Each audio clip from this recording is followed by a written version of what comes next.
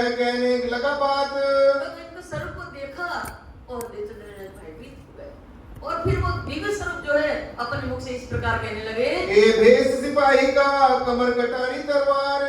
तब चोर से कौन बचाता है? सिपाही बचाता है। स्वामी लालदास जी कहते हैं कि वो भेष जो था ना दिव्य स्वरूप का, वो सिपाही का भेष था। मुंह में दाढ़ी थी और बर्छी हाथ में थी। मुंह दाढ़ी हाथ बर्छी ऐसो भेष लियावन हार। ऐसा वो आने वाले दिव्य पुरुष का ऐसा इस तरह का भेष था। मुख से आए वचन कहे छोड़ो कमर तलवार। तो दिव्य पुरुष ने अपने मुख से कहा, अपने कमर में जो कटारी बंधी है ना तुम, वो कटारी छोड़ करके हमें दे दो। मुंह मुंदा दहशत से कछु न आयो विचार। मुंह मुंदा दहशत से, तो इस तरह से मुंह लग गया, दहशत भयभीत हो गए और उनके मन में कुछ विचार ही नहीं है, कुछ सूझ नहीं रहा कि हम क्या करें। तुरंत तलवार छोड़ के दई हाथ में श्री राज। इनके हाथ में दी, दई श्री राज के हाथ। गणनाथ प्यारे की जय, बोले श्री सद्गुरु महाराज की जय। तब उन्होंने तुरंत तलवार छोड़ करके श्री राज जी के हाथ में, स्वामी लालदास जी वो कोई और नहीं था, श्री राज जी के इस रूप कम के इस रूप में। कहाँ छोड़ तू गाठड़ी ये बातें देखी इनका आज। ये बातें देखी इनका आज। जब उस दिव्य पुरुष ने कटारी ले ली, उस पर से कहते हैं कि तुम्हारे कमर में जो गांठड़ी बंधी है ना, वो भी छोड़ करके रख दो। तो उन्होंने कहा इसका उद्देश्य ये था, ये देखी बात इनका आज। तो देवचंद महाराज मन में विचार करके उद्देश्य यही था कि कटारी भी ले ली और हमारा सामान भी ले रहे हैं। तब जानिया मुझे मारेगा उन्होंने कहे सुकन। उन्होंने कहे सुकन। अब देवचंद महाराज मन में विचार किया, मैं बचाव की कटारी थी वो भी ले ली, सामान भी छुड़ा लिया, अब उसे मुझे मार डालेगा। तो उस दिव्य पुरुष अपने मुख से कह रहे हैं, क्या कह रहे हैं? बिछाए पिछोड़ी सुआए तब कांपने लगा मन। फिर उन्होंने नूरी पिछोड़ी को बिछाया और उन्हें कहा इसके ऊपर लेट जाओ। लेट जाने का आदेश दिया तो इनका मन कांपने लगा भय के मारे, या अब अवश्य ही मार डालेंगे हमको। बंसी हाथ पकड़ के एक साथ तल पर दे पाए। और वो तो दिव्य पुरुष हमारे धनी थे श्री राज, क्या कहा? हाथ में थे श्री राज, राज उनकी अंगना भटक रही है प्रियतम की खोज में, उनके पेट में दर्द हो रहा है, भय के कारण समझ गए। तो उन्होंने क्या किया? नूरी पिछोड़ को बिछा करके उनके लेट जाने का आदेश दिया। लेट जाने का आदेश दिया तो बर्छी का अपने शरीर का बोझ बर्छी पर लेके और साथल जो है जांग में, जांग के ऊपर पैर रखा, क्योंकि पैर जांग का नशे के पेट की नशे से उसका संबंध रहता है। तो उनका पेट में जो दर्द हो रहा था उसमें आराम लगा।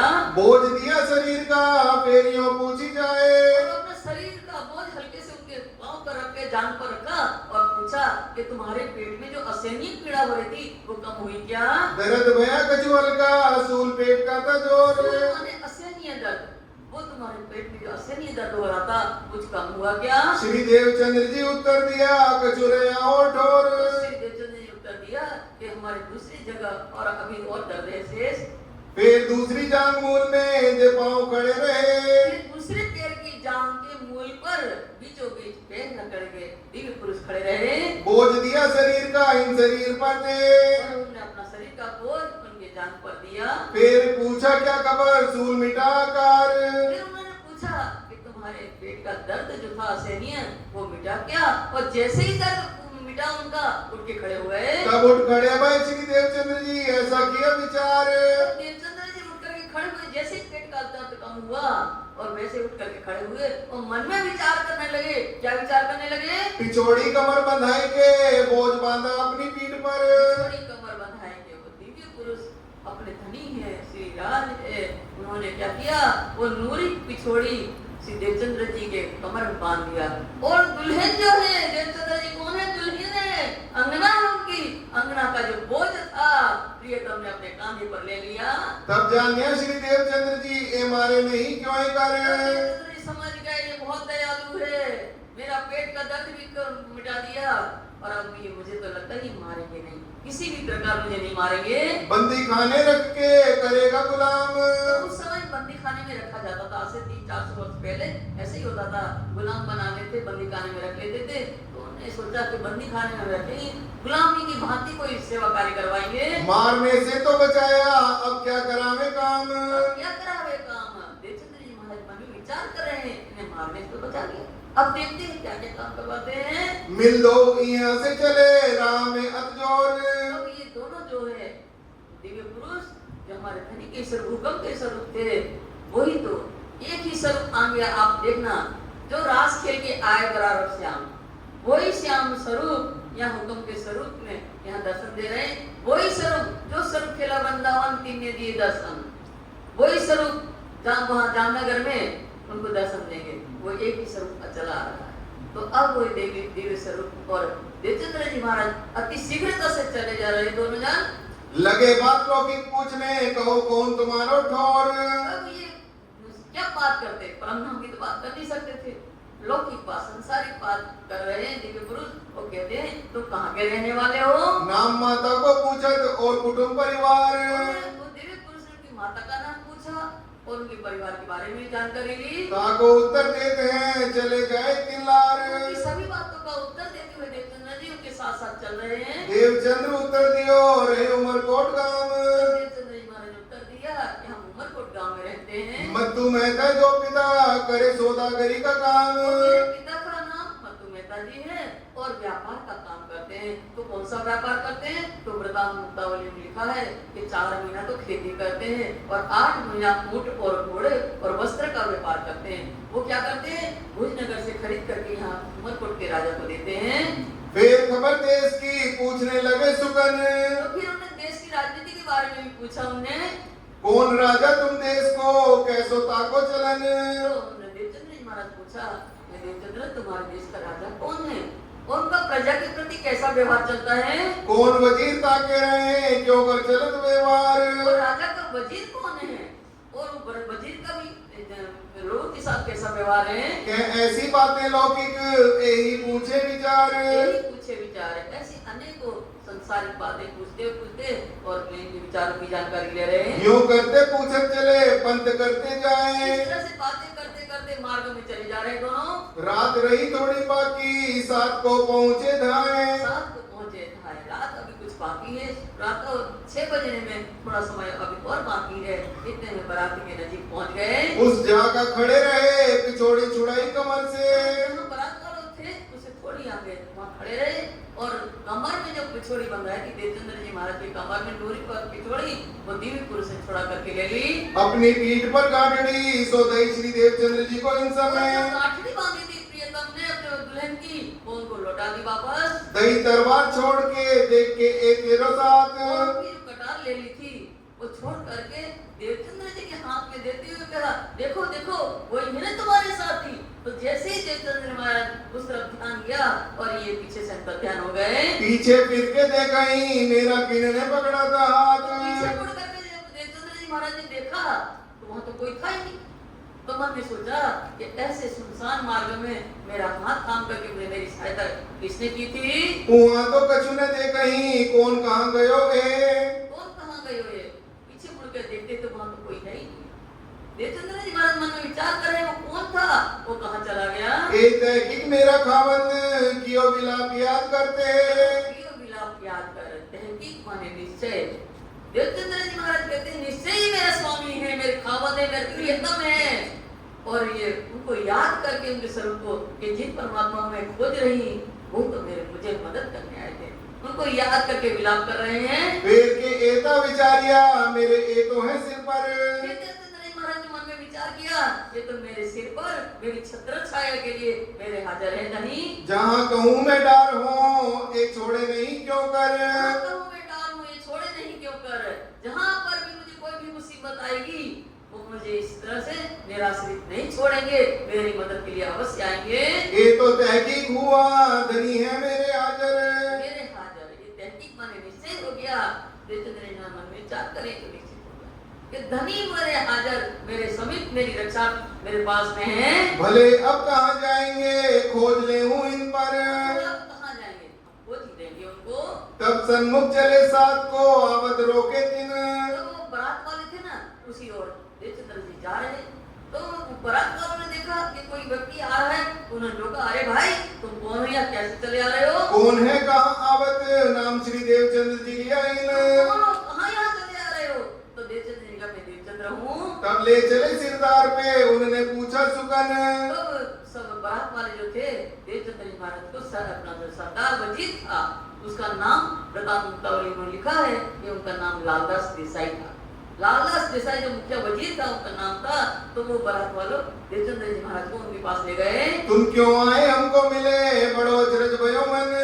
बड़ो अचरज भयो माना, वजीर के पास पूछने गए थे, तो वजीर तो जानता था कि तो देवचंद्र है, तो उन्होंने कहा ये देवचंद्र तुम यहाँ मुझे ऐसे किस तरह से तुम आकर के हमें मिले, हमें आश्चर्य हो रहा है, हम ऊँटों पे सवार थे, तुम पैदल हो, तुम कैसे आ गए यहाँ? क्यों कर रहा पाई तुम, क्यों पहुँचे सवारों संग। क्यों पहुँचे सवारों संग? इस रेगिस्तान में पगडंडी भी नहीं बनी रहती है, तो तुमने इस रेगिस्तान में मार्ग कैसे पाया?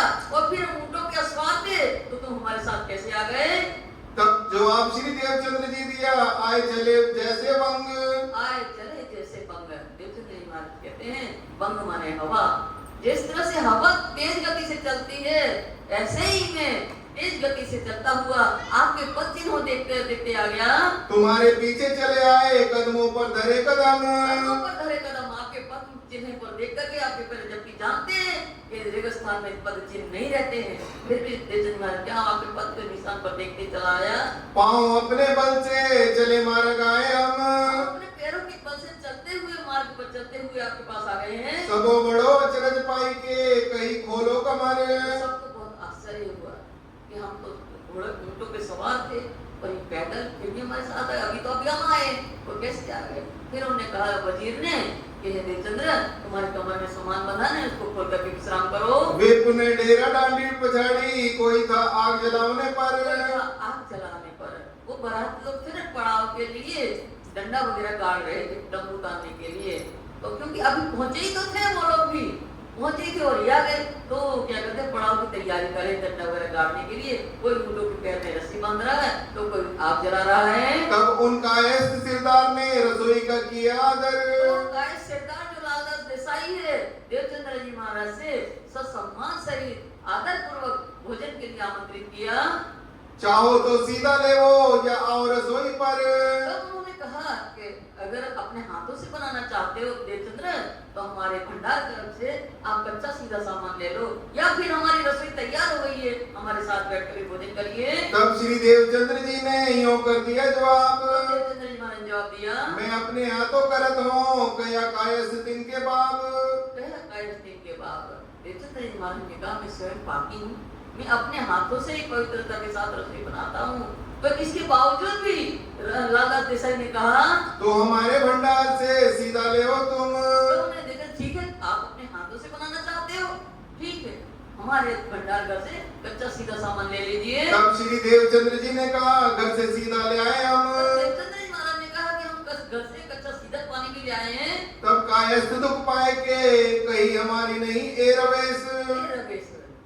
तब इनकी बातों सुनकर के कायस्थ जो था वजीर उनको दुख लगा और कहने लगे देवचंद्र जी ये हमारी रिवाज नहीं है। क्यों रिवाज नहीं है? हमारी नियात का ले हम पे हो तुम हमारे केस। केस माने जाति, तुम हमारी नाती और केस माने भी जाति होती है, तुम हमारी जाति के हो, हम कायस्थ आप भी कायस्थ हो, तो हमारी जाति के हो तो इसलिए आप इस हिसाब से हमारा सीधा पानी आपको लेना चाहिए। तब सीधा तिनका लिया करी रसोई तब।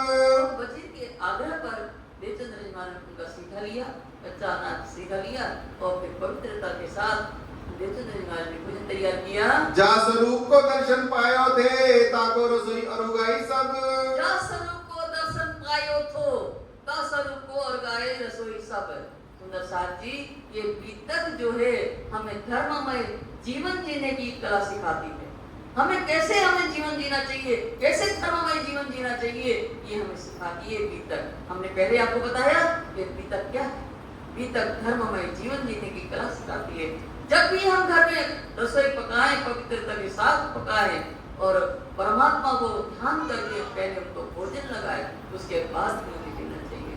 अब देवचंद्र जी महाराज हमारी सुभान है वो हमें रहनी बता रही है, तो क्या करते हैं तो पवित्रता से भोजन बनाया और जिस दर्शन दिया था जिस स्वरूप ने सिपाही भेष में उनका ध्यान करके सबसे पहले वो रसोई जो बनाई थी पवित्रता के साथ उनको अर्पण किया ध्यान के द्वारा, अर्पण करके फिर प्रसाद स्वरूप भोजन लेकर के पौड़ रहे, प्रसाद लेके पौड़ रहे फिर के उठे जब। और फिर विश्राम करने के बाद जाने के लिए उठ गए सब लोग। उठ के गैल चलन को हुए तैयार सब।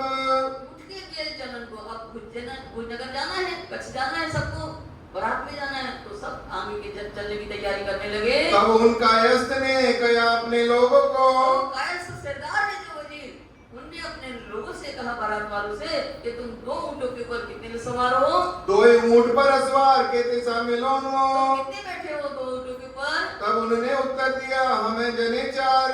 हम 2 ऊंट पे 4 लोग बैठे हुए हैं। तब कहा 5वां ए तुम शामिल करो सवार। तो वजीर ने कहा कि 5वां जो है देवचंद्र जी महाराज 5 में सवारी के रूप में शामिल कर लीजिए। इन भाग श्री देवचंद्र जी आए पहुंचे कच्छ में। तो इस तरह से सुंदर साथ जी देवचंद्र जी महाराज परमात्मा की खोज करने के लिए उमरकोट से भुजनगर तक आ गए लोग अपने ठोरा आप लगे खोज को। और जो लोग बारात वाले थे जहाँ उनको जाना था वहाँ चले गए, वो अपनी शादी के लिए जहाँ जाना था वो चले गए। और ये देवचंद्र जी महाराज अब परमात्मा की खोज करेंगे कच्छ के अंदर। श्री महामती गए साथ जी ए श्री देवचंद्र जी की भी तक। श्री महामती स्वरूप स्वामी लालदास जी कहते हैं, सुंदर साथ जी ये देवचंद्र जी महाराज का संक्षिप्त वर्णन जो अभी तक जन्म से लेकर के अभी तक का संक्षिप्त में परिचय आपको दिया गया है। आगे खोज करेंगे सो बातें बुजरक। बातें बुजरक, आगे अब परमात्मा की खोज करेंगे, वो बातें बहुत महत्वपूर्ण बातें। बातें बुजरक माने महत्वपूर्ण बातें कि किस प्रकार परमात्मा की खोज करके कैसे धनी की अंगना दर दर भटकेगी, कई कसौटी करी गुलेन सो सब बातें से। अब हमारी श्यामा मानी सुल्तान है वो किस प्रकार परमात्मा की खोज करती हैं, 40 वर्ष तक खोज करती हैं, तब उनको 40 वर्ष में धरती दिला देंगे। अब कहो कच्छ देश की पहुंचे आप आए जित। अब स्वामी लालदास जी कहते हैं कि अब कच्छ देश की बात बता रहे हैं, जहाँ स्वयं देवचंद्र जी महाराज परमात्मा की खोज करते करते कच्छ आ गए हैं। कहाँ आए खोज करी सो बताऊं इत। तो सो बताऊं इत, वहाँ कच्छ पहुँच करके किस प्रकार परमात्मा की खोज करेंगे वो यहाँ इस प्रकार में बताया जाएगा। लगे खोज करने बैठे थे उरे जाए। परमात्मा की खोज करते करते देहुरे माने मंदिर, एक मंदिर में पहुँच गए। वो चर्चा को उत्पूछत वे प्रतिमा को ठहराए। प्रतिमा को ठहराए, वो पंडित लोग जो थे मंदिर के वो परमात्मा की चर्चा कर रहे हैं। और ये देवचंद्र जी महाराज बैठ गए सुनने के लिए। चर्चा के अंतर्गत देवचंद्र जी महाराज ने परमात्मा के बारे में पूछा तो उन्होंने मूर्ति को बता दिया कि ये हमारे परमात्मा है। तो वृतांत मुक्तावली में लिखा है कि वो कहते पंडित लोग ये मूर्ति पूजा जो है राजा पृथु ने चलाई है, और राजा पृथु ने चलाई है मूर्ति पूजा, तो इनको जो अंतर मन से आत्मा के साथ जो इनको स्मरण करता है ध्यान से, तो ये मूर्ति क्या करती है, रात्रि के दर्शन दे करके वो फिर परमात्मा की पहचान करवाती है। इसलिए हम ये मूर्ति को ही परमात्मा मानते हैं। कहाँ मन माने नहीं रहने आवे नजर। कहाँ मन, ऐसी बातों से देवचंद्र जी महाराज को संतुष्टि नहीं हुई। कैसे कहीं परमात्मा मिलता है, तो उनका मन नहीं माना, उनको संतुष्टि हुई उनको पंडितों की बातों से। तो फिर उन्होंने क्या किया, खोज करने के लिए आगे चल पड़े। कोई दिन रहे दिन में फिर उठे खोज ऊपर। कुछ दिन तक उन पंडितों के पास मंदिर में रहे, उसके बाद फिर परमात्मा की खोज करने निकल गए। आए खोजे सन्यासी बड़े डिम्बधारी। अब खोजते खोजते सन्यासियों के बीच में पहुंच गए। तो सन्यासी जो है आडंबर पूर्ण जीवन जी रहे थे, कोई बड़े बड़े जिम्मेदारी माला तिलक भगवत लगाए हुए ऐसे सन्यासी जो है उनके पास पहुंच गए। आम पूजे तिनको आवे खलक सारी। आम पूजे इनको आवे खलक सारी। कच्छ के जो लोग थे वो उनको पूजते थे, सम्मान देते थे, और खलक सारी माने वहाँ के अनेकों लोग जो है इन सन्यासियों के पास आते थे ज्ञान चर्चा लेने के लिए। कहाँ जाए के खोजिया कहे जानते हैं सब हम। तो वहाँ सन्यासियों के बीच में बैठ करके परमात्मा की खोज करते हैं। तो सन्यासी कहते हैं कि हम परमात्मा के बारे में सब जानते हैं, और हम जानते तो हैं, पर हम आपको ज्ञान कब देंगे। देवी नाम सुमरन नीचे करके हो तुम। हम परमात्मा का पहले आपको नाम मंत्र देंगे, उनका मंत्र देंगे। ओंकार का मंत्र सन्यासी ने दिया, और जब आप नाम मंत्र हमारा स्वीकार करोगे, ओंकार का मंत्र निश्चित माने दृढ़ता पूर्वक अपने हृदय में धारण करोगे, तो हम आपको परमात्मा के बारे में बताएंगे। और चर्चा करें दत्त की लिया नाम सुमरन। उन्होंने ओंकार का मंत्र का नाम ले लिया, मंत्र ले लिया, और वो जो है दत्तात्रेय सन्यासी क्या करते हैं, दत्तात्रेय ने 24 गुरु किए थे। तो दत्तात्रेय विष्णु भगवान के अंश अवतार हैं। तो इनके बारे में जो उत्पत्ति है दत्तात्रेय की किस प्रकार उत्पत्ति हुई, तो मार्कंड पुराण में इनकी कथा लिखी है कि एक कोढ़ी ब्राह्मण थे, उसकी पति पतिव्रता थी, पर कोढ़ी ब्राह्मण जो था ना वो वेश्या पे दृष्टि रखता था। तो अपने पति की इच्छा पूर्ण करने के लिए उस ब्राह्मण को कंधे पर बैठाया पत्नी ने, और रात अंधेरी थी और वेश्या के घर ले जा रही थी। तो रास्ता मार्ग में मंडव्य ऋषि बैठ करके तप कर रहे थे, ध्यान कर रहे थे। रात्रि में कुछ दिखाई नहीं दे रहा था, तो जो पति जो कंधे पे था उसकी लात मंडव्य ऋषि को लग गई। तो उन्होंने श्राप दिया कि जिसने मेरा अपमान किया सूर्य उदय होते ही वो मर जाए। वो पत्नी ने बात सुनी, पत्नी पतिव्रता थी, उन्होंने सूर्य उदय होना ही रोक दिया कि सूर्य उदय होगा तब तो मेरा पति मरेगा। पतिव्रता धर्म से उसने सूर्य उदय होना रोक दिया। जब ये बात संसार में हाहाकार कर गया, सूर्य उदय नहीं हुआ तो सब पशु पक्षी सब बेहाल हो जाएंगे।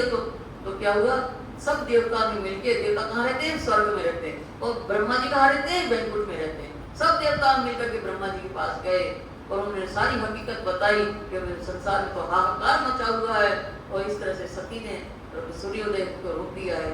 ब्रह्मा जी आए पृथ्वी पर, तो अत्रि ऋषि की पत्नी सती अनसुईया उनके पास आए, और ब्रह्मा जी ने कहा कि तुम सती है, तुम एक सती को हट को तुम ही समझा सकती हो। तो अनसुईया ने ब्रह्मा जी की बात मानकर उस सती जो थी कोढ़ी ब्राह्मण की पत्नी, उसको समझाया कि सूर्य उदय होने दो, और तुम्हारा पति अगर मर जाएगा हम जीवित कर देंगे और उसका कोढ़ भी मिट जाएगा। तो कोढ़ी ब्राह्मणी जो थी पति, तो वो राजी हो गई, बात मान लिया और सूर्य उदय होने दिया, और पति को अनसुईया ने जिंदा कर दिया, जीवित कर दिया, और उनका कोढ़ ही मिट गया। इस कारण से ये सब से वो जो देवता जो थे वो प्रसन्न हुए अनसुईया के पास कि तुमने हमारा इतना बड़ा काम कर दिया, मांगो क्या चाहते हो। तो उन्होंने कहा ब्रह्मा विष्णु और महेश ये हमारे गर्भ से उत्पन्न पैदा हो। तो ब्रह्मा जी सोम हुए, शंकर जी दुर्वासा हुए, और विष्णु भगवान दत्तात्रेय हुए। और ये विष्णु भगवान 24 अवतार में अवतार आते हैं, दत्तात्रेय अंश अवतार है, और इन्होंने ही दत्तात्रेय ने ही संन्यास धर्म को चलाया है। तो इस तरह से ये दत्तात्रेय इनने 24 गुरु किए। मधुमक्खी को भी अपना गुरु माना, क्योंकि वो मधु संचित करती है, उसको दूसरा ले जाता है। तो इस तरह से मधु को भी गुरु, ऐसे जो उनको ज्ञानवर्धक लगा उनको उन्हें गुरु माना। 24 गुरु किए हैं। दिल में कछुना वही क्यों इन्हें पति जमन। दत्तात्रेय की 24 गुरु कथा बताते हैं, उसमें उनके मन में दिल में जो सत्य ज्ञान का कोई भी प्रकाश इनके अंदर नहीं आ रहा है, तो मन में इनका संतुष्टि नहीं हो रही है। कोई दिन तारे पे चले जाना, और कोई दिन सन्यासी के पास अर्थात 3 महीना रहे। ये वृत्तांत लिखा है कि 3 महीना सन्यासियों के सत्संग में रहे, फिर वहां संतुष्टि नहीं हुई, परमात्मा की प्राप्ति का मार्ग नहीं दिखाई दिया, तो दूसरी जगह खोज करने के गए। बड़े डिम्बकन फटे चले गए दिन ठोर। बड़े दिनधारी कनफट्टे साधु कहलाते हैं, कान फाड़े रहते हैं, इतना लंबे कान फटे रहते हैं, लटकते रहते हैं। ऐसे डिम्बधारी जो है आडंबर पूर्ण जीवन जीने वाले कनफट्टे साधुओं के पास गए। वे राजगुरु कहावते बहुत चेले तिनको। और वहां जो वे कच्छ के राजगुरु कहलाते थे, उनके अनेकों शिष्य कच्छ में थे। कच्छ देश ताय मानही जय पहुंचे इनमो। कच्छ देश के लोग जो है उनको सम्मान देते थे, तो वो उन कनफट्टे साधु के पास भी देवचंद्र जी महाराज पहुंच गए। कोई दिन तारे साख न होए अंदर। साथ न होए अंदर, कोई दिन उनके साथ बैठकर भी सत्संग किया, पर साक्षी का अभाव होने के कारण उनका मन संतुष्ट नहीं हुआ। ऊंची चर्चा तिनकी कछु न पड़े खबर। उनके से भी परमात्मा के बारे में पूछा, चर्चा करते हुए, तो उनके कुछ जानकारी नहीं प्राप्त हुई। फिर बैरागी कापड़ी में रहे कोई दिन। बैरागी कापड़ी के पास गए देवचंद जी महाराज, कुछ दिन माने 15 दिन रहे। तो बैरागी कापड़ी क्या करते हैं, हिंगलाई देवी की सेवा करते हैं, हिंगलाई देवी की आराधना करते हैं, और कहते हैं धर्म मोक्ष काम और अर्थ ये चारों वस्तु को देने वाली हिंगलाई देवी है, इसके अलावा कोई सामर्थ्य नहीं है। हम लोग हिंगलाई देवी को मानते हैं। वस्त ने देखी दिन में परे इंद्री बस मन। तो ये तो इंद्रियों मन के बस में ही है, वहाँ कोई तत्व ज्ञान की कोई बात ही नहीं थी उनके पास। इन भांत में इज्जत में मुल्ला की करी सोहबत। से खोज करते करते, परमात्मा की खोज करते करते देवचंद्र जी महाराज मस्जिद में मुल्ला के पास पढ़ गए। मुल्ला से सत्संग करते हैं तो मुल्ला कहते हैं एक हम तौहीद का कलमा मानते हैं, एक खुदा ताला को मानने का हमें आदेश मोहम्मद साहब ने दिया है और मोहम्मद साहब ने हमें शरीयत का ज्ञान दिया है। 5 बार कैसे नमाज पढ़ना है, कैसे 40 माह हिस्सा ज़कात देना है, कैसे हज करना है और कैसे तौहीद का कलमा करना है, रोजा रहना है, रमजान को रहना। ये 5 ऑर्डिनेंस हमें दिखाए हैं, जिससे हमें परमात्मा की प्राप्ति होगी। ताहा कछु न पावई कोई दिन रहे चित, कोई दिन मुल्ला की सोच सत्संग में रहे, वहां भी उनको कुछ तत्व ज्ञान नहीं मिला। और ब्राह्मण भेष कहीं और भेष सब ठोर, और अनेकों वेशों में सुशोभित ब्राह्मण थे अलग और कई रूप रंगधारी साधु संतों के पास भी गए। वहां खोजत ही फिरत रहे मेहनत करी जोर, मेहनत करे जो इस तरह से परमात्मा की खोज करते ही रहे। वो परमात्मा को प्राप्त करने के लिए अत्यधिक परिश्रम करते हैं। फिर भोजनगर आए 3 शहर में, तो फिर कच्छ में 4 वर्ष खोज किया, 4 वर्ष खोज किया और 4 वर्ष भोजनगर में रहेंगे। कच्छ राज्य बहुत बड़ा है, गुजरात का ही पार्ट है कच्छ। मैं वहाँ कच्छ में बड़ी हुई हूँ। कच्छ के अंदर अंजारगढ़ है और भुज भी मैं गई हूँ कच्छ और फिर वहाँ से रेगिस्तान और पाकिस्तान लग जाता है। उमरकोट पाकिस्तान में चला गया, पहले सिंध प्रांत में था। तो मैं वहीं कच्छ में गुजरात में ही बड़ी हुई हूँ। तो वो क्या है कि अब वहाँ कच्छ पूरा बहुत बड़ा कच्छ है। तो 4 वर्ष कच्छ के अंदर खोज किया तो कच्छ की ही राजधानी भुजनगर है और भुज से ही फिर पाकिस्तान लगता है। देवचंद्र जी महाराज का जहाँ परतुमा लगाते हैं वो भी हरदास का घर अभी भी थोड़ा सा छोटी सी देवी बनी है भुज के अंदर। तो वहाँ वो स्थान भी अभी है भुज के अंदर। तो भुज से फिर रेगिस्तान चालू हो जाता है और पाकिस्तान है वहाँ। तो इस तरह से अब 4 वर्ष वहाँ रहे, 16 वर्ष 7 महीना के थे जब घर से निकले और 4 वर्ष यहाँ गए और 4 वर्ष भुज में रहेंगे हरिदास जी के यहाँ। तो 8 वर्ष। तो इनकी उम्र उस समय 23 वर्ष 24 वर्ष की हो जाएगी, मेरे ख्याल से 24 वर्ष की हो जाएगी। और तब ये इनको 25वां वर्ष शुरू हो जाएगा तो ब्रज के दर्शन होंगे। तो इसके बाद फिर 26वें वर्ष में जामनगर जाके श्रीमद् भागवत कथा श्रवण करेंगे। अब ये जो है कच्छ में आ गए, कच्छ से भुज आ गए हैं। कहाँ हरदास जी रहे भाई सोबत दिन से, भुज के अंदर हरिदास महाराज रहते थे, उनसे इनका सत्संग हुआ। हरिदास क्या है कि हरिदास जी उमरकोट गांव के रहने वाले थे और श्री कृष्ण भक्त थे उमरकोट में। और उमरकोट में इनसे मत्तु मेहता ने दीक्षा मंत्र लिया था। हरिदास जी से ही मत्तु मेहता ने लिया था। एक बार ये उमरकोट के राजा के दीवानगिरी का भी काम करते थे हरिदास जी। तो एक ये क्या हुआ कि एक बार इनके मन में आया कि हम वृंदावन जाए। तो हरिदास जी वृंदावन गए। जो तानसेन के गुरु हैं हरिदास, एक हरिदास दूसरे हरिदास और है, वो तानसेन के गुरु हैं, वो वृंदावन में रहते हैं। तो उनका मंदिर भी हरिदास का मंदिर वृंदावन में है अभी। तो वहाँ गए, उनके सत्संग में रहे, वहाँ उनको बहुत आनंद आया। तो उन्हें वहाँ से बांके बिहारी की मूर्ति लेकर गया, मूर्ति लेकर के आए वो वृंदावन से और फिर उमरकोट गए। तो वहाँ का राजा जो था इनको परेशान करता था कि आप अपना हमारा दीवानगिरी का काम आप संभालो। और इनका मन दीवानगिरी में नहीं लग रहा है, इनका मन माया में नहीं लग रहा है हरिदास का। तो वहां से मन छोड़ करके आ गए भुजनगर में। ये हरिदास जी भुजनगर आ गए।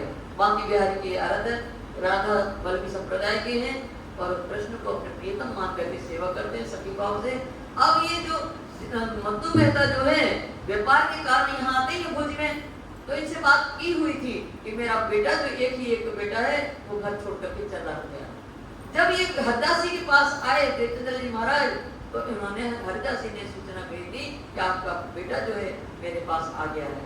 वो सूचना उनको मत्तु मेहता के पास पहुंचा दिया। अब ये हरिदास के पास आए हैं। बेटे राधा वल्लभी सेवत कारा जातम, बेटे राधा वल्लभी संप्रदाय के मानने वाले हरिदास जी थे। वो सेवत आत्मगर, वो सेवा जो परमात्मा की करते थे बांके बिहारी की, तो दिखावा के लिए नहीं करते थे। वो कैसे करते थे? आत्म कल्याण की भावना से प्रेम से सेवा करते थे। सेवा बांके बिहारी की करे सखी भाव धर्म, बांके बिहारी की सेवा करते थे तो सखी भाव से करते थे। सखी की मैं उनकी अंगना हूँ, वो मेरे प्रियतम है, इस भाव से अंगना भाव से सेवा करते थे। रहे तिनकी सोबत में देखी सेवा प्रेम, अति प्रेम। देवचंद्र जी महाराज उनके सत्संग में रहते हैं हरिदास जी के और देख रहे हैं कि अत्यंत प्रेम के साथ हरिदास महाराज बांके बिहारी जी की सेवा कर रहे हैं। साचा देखा तिनको सेवत है अतनेम, अति देवचंद्र जी महाराज ने जब रुत आवे गर्मी की तब सेवा तिन मापक। उन्होंने देखा कि कैसे सेवा करते हैं। देवचंद्र जी महाराज ने देखा हरिदास जी जब गर्मी की ऋतु आती है ना तो ठंडक का हर प्रकार से प्रबंध करते हैं। सुंदर साथ जी आज भी हमारे पद्मावतीपुरी धाम में बड़ी भाव से सेवा होती है। जब गर्मी की ऋतु आती है, मार्च में होली का महीना आता है, मार्च गर्मी का दिन है, तो होली की जो पंचमी है उसी दिन से वहाँ सफेद वस्त्र की सेवा आएगी चारों मंदिरों में। महारानी जी मंदिर में भी सफेद ही वस्त्र रहेंगे, सफेद मलमल के पतले वस्त्र रहेंगे। पहले खस की टट्टियां चलती थी तो दरवाजे चारों तरफ खस की टट्टियां लगाई जाती थी, पानी छिड़का जाता था। अब आज राजी महाराज की कृपा से सुंदर सा संपन्न है तो सब जगह एसी लगे हुए हैं, तो इससे ठंडक पहुंचे हमारे राज्य में। चारों मंदिर में एसी वगैरह की व्यवस्था है, पर वही भाव से आज भी सेवा होती है। गर्मी के दिनों में राजी महाराज को कैसे ठंडक पहुंचे। हमारे सुंदर साहब पहले डोरी वाले पंखा चलते थे, ऐसा झालर वाला, तो उसे डोरी खींच करके उससे होता था। फिर आज भी आप देखना पद्मावती धाम में बड़े बड़े पंखा लगे हैं, तो हमारे अभी लाइट चली जाएगी जब से सुंदर साहब घर के बैठा है तो बड़े बड़े नवयुवक माथे पर रुमाल बांधेंगे और दोनों हाथ से पकड़ करके ऐसा राजी महाराज को करेंगे, ये सुंदर साहब को भी, क्योंकि सुंदर साहब हमारे धनी के स्वरूप है, तो ऐसे से हवा करेंगे, दो हाथ पकड़ेंगे, वो बजरी होते बड़े बड़े पंखा। तो इस तरह से आज भी सेवा तो भाव होती है। और उसके बाद जब ठंडी का समय आएगा, अब क्या हुआ, अभी पंचमी के दिन तीज चौथ की पंचमी से कलर वाले वागा शुरू हो गए, अब रंगीन पंचमी से रंगीन वागा शुरू हुए, तो अब बरसात के दिन थोड़ी थोड़ी ठंडक होने लगती है, तो थोड़े चमकीले अच्छे बागा वस्त्र होंगे, फिर धीरे धीरे ठंडक आती जाएगी। सुंदर साथी वैसे वैसे सनील के वागे आएंगे, और सनील के बाद फिर और ठंडी ज्यादा पड़ेगी, तो फिर क्या होता है, कंबल वगैरह की सेवा आती है। रजाई की भी ज्यादा अधिक ठंडी पड़ती है ना, तो रजाई में भी चारों तरफ कोट वगैरह लगी रहती है, रजाई की सेवा आती है। और ठंडी के दिनों में राजी महाराज की सेक तपाई जाती है, पुजारी सब तपाते हैं, उनके अंगों को तपाया जाता है, भाव से सेवा होती है। पुजारी आते सवेरे 4 बजे और फिर गुम्मट जी का दरवाजा खोल के सीटा बजाएंगे और पूरा दंडवत करते हुए परिक्रमा अंदर की लगाएंगे। पर आपने देखा है अंदर छत्रसाल महाराज की शोभा है पालकी में, तो उनके पास उनके चरणों दबाएंगे, छत्रसाल महाराज के चरण दबाएंगे, उनको उठाएंगे, हजूर उठिए, धनी की सेवा करनी है, चलिए। पुजारी ऐसा नहीं चले जाए। और फिर भाव ये होता है कि छत्रसाल हमारे साथ में, फिर जाकर के धनी के पैर दबाए जाते हैं, पैर दबाए जाते हैं। और उसके बाद जब तक अंतरात्मा कहती तब तक पैर दबाते रहते पुजारी, उसके बाद फिर सेवा होती। और ठंडी में सिगड़ी है पीतल की, तो राजी के महाराज पास रखी जाती है, और एक सिगड़ी जानी के पास भी रहती है। इस तरह से भाव से सेवा आज भी पद्म जल तपाया जाता है, जो जल मिलता है ना वो जल भी तपाया जाता है। इस तरह से बहुत ठंडी पड़ती है, यहाँ भी बहुत ठंडी पड़ती है और वहाँ भी ठंडी पड़ती है, तो इस भाव से सेवा होती है। सुंदर साथ जी जाड़े की रुत मिने गर्मी का करे इलाज। जाड़े की शीत ऋतु होती है तो परमात्मा को गर्मी का इलाज करते हैं, तो गरम गरम वस्त्र जो वेलवेट के वगैरह वस्त्र होते हैं, गरम वस्त्र होते हैं, उनके प्रबंध किया जाता है, आग की व्यवस्था की जाती है। इस तरह से गर्मी का प्रबंध किया जाता है। अब ए वस्त्र करो चाहिए कि मुझे आज। हरिदास जी महाराज जो है पूजा सेवा करते हुए चिंतन करते हैं कि आज मुझे अमुक वस्तु की आवश्यकता पड़ेगी सेवा में, तो उसका पहले से प्रबंध कर लेते हैं। स्नान करें दिन में 2-4 वक्त। अब दिन में प्रतिदिन क्या करते हैं, 2-4 बार स्नान करते हैं शरीर शुद्धि के लिए। तो क्यों करते हैं, जब रुत पलटे में चाहिए गर्मी शीत होई। जब गर्मी रुत पतले में चाहिए गर्मी शीत हो जाए, जब ऋतु का परिवर्तन होता है, गर्मी से ठंडी और ठंडी से गर्मी आती है सुंदर साथ जी, तो हमारी पाचन क्रिया गड़बड़ा जाती है। तो पाचन क्रिया गड़बड़ा जाती है तो फिर बार बार लैट्रिन का भी होता है जाना, तो फिर शरीर शुद्धि के लिए बार बार स्नान करना पड़ता है। तब इनको स्नान का फिर भगत होए। तब इनको स्नान का हरिदास जी बार बार स्नान शरीर शुद्धि के लिए करते हैं। ये सांचवटी देख के ऐसी करे न कोई। ये सांचवटी देख के ऐसी करे न कोई। सतगुरु देवचंद्र जी महाराज जो है इनकी ऐसी सच्ची लगन से पवित्रता भावपूर्ण सेवा करना, ये उन्हें मन में विचार का, इस तरह की सेवा तो कोई नहीं कर सकता है।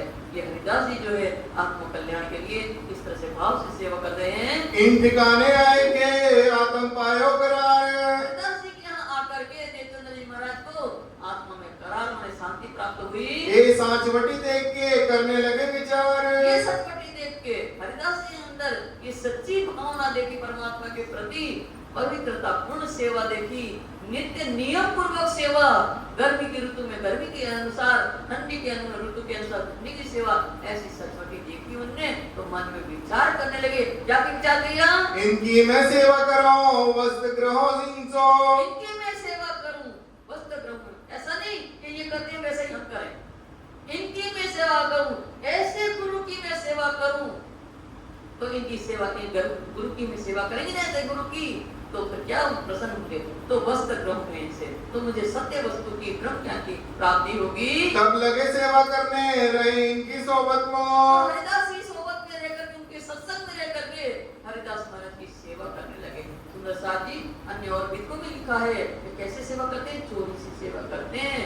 रात्रि के उठते हैं तो चौका लगाते, उस समय चूल्हे में रोटी बना करती थी तो चौका लगाना, बर्तन मांजना, तो कुआं से पानी भर करके रख देते थे और लीप देना, सब कुछ करते थे, कोई उठे ना पावे, कोई देख ना पावे।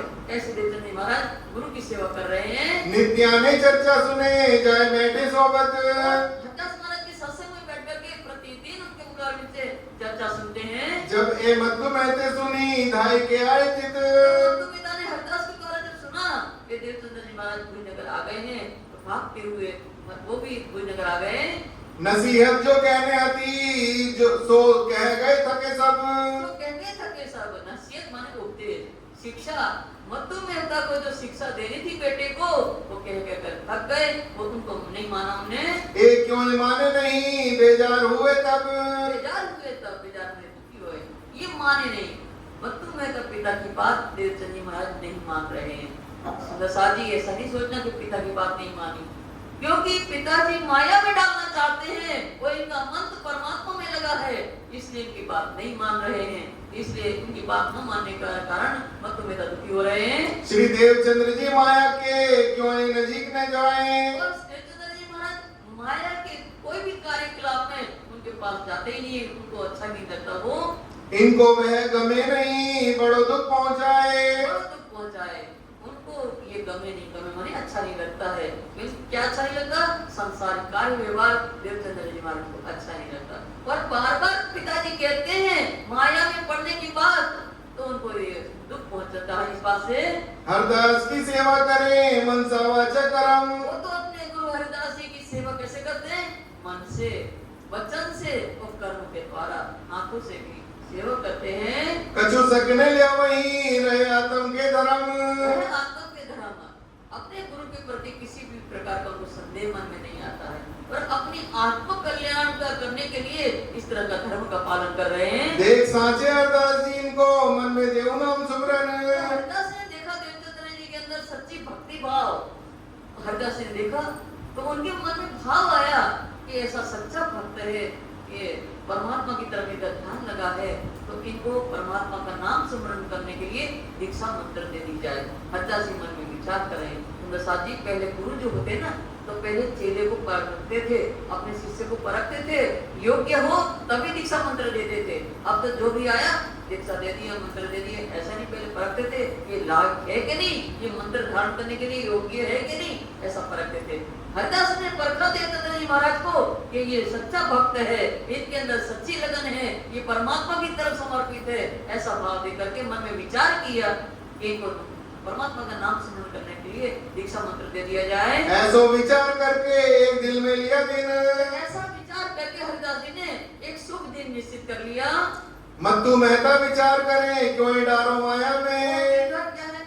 मत्तु मेहता पिता भी विचार मन में कर रहे हैं कि इसको किसी तरह देवचंद्र जी को माया के बंधन में बांध दिया जाए, तो ए हाथ आवे मेरे छूटे बैराग इनसे। हमारे बस में आ जाएगा। इनके अंदर जो परमात्मा के प्रति राग है और दुनिया की तरफ वैर है, ये वैराग भावना इनसे छूट जाएगी। अगर इनका हम कहीं शादी संबंध कर दें तो इनके अंदर से भावना जो इनकी वैराग की भावना दूर हो जाएगी।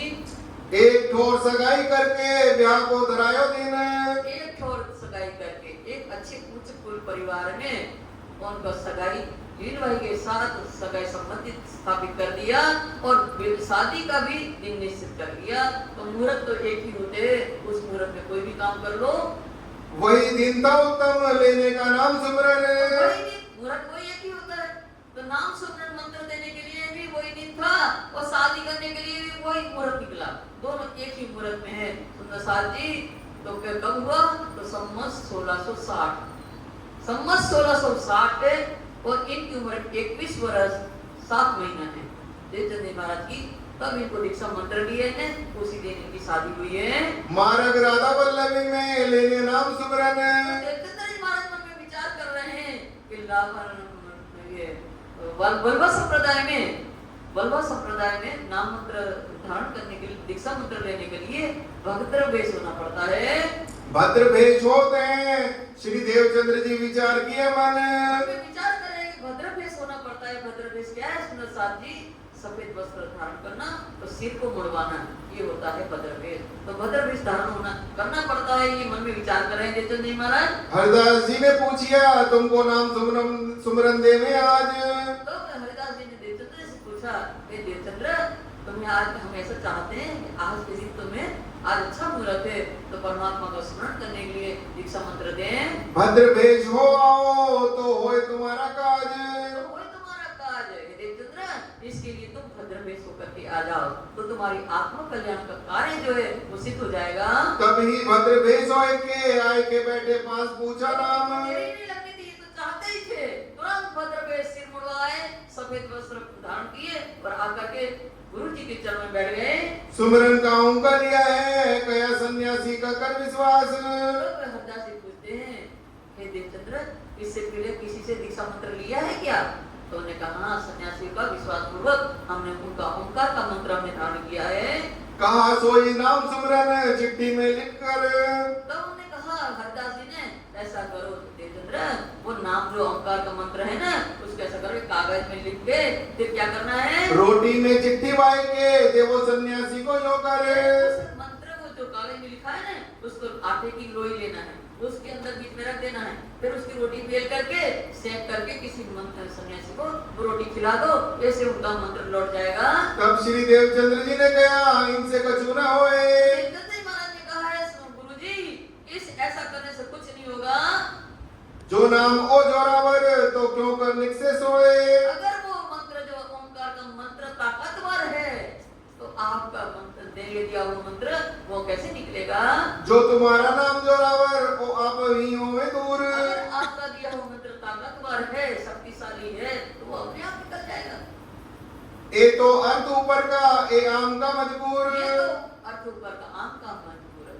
देवचंद्र जी महाराज कहते हैं कि रोटी में मंत्र डाल करके दूसरे खिलाने से मंत्र चला जाएगा, ये तो आम का मजबूर। साधारण लोग ऐसा मानते हैं, जो रूढ़िवादी लोग होते हैं ना वो ऐसा करते हैं। ये आम का साधारण लोगों का ये है नियम, ये इससे कुछ नहीं होना है। सुन ऐसी बात हरदास जी बड़ो जो पाए सुख। देवचंद्र जी महाराज की ऐसी विवेकपूर्ण बात सुन करके उनको बहुत प्रसन्नता हुई। दियो नाम सुमरन देखो स्वरूप सन्मुख। नाम सुमरन के लिए मंत्र दे रहे हैं और देवचंद्र जी महाराज से कहा तो जो बाकी बिहारी का स्वरूप है ना अपना ध्यान उनकी तरफ लगाओ। भजमन श्री वृंदावन कुंज बिहारी नित्य विलास।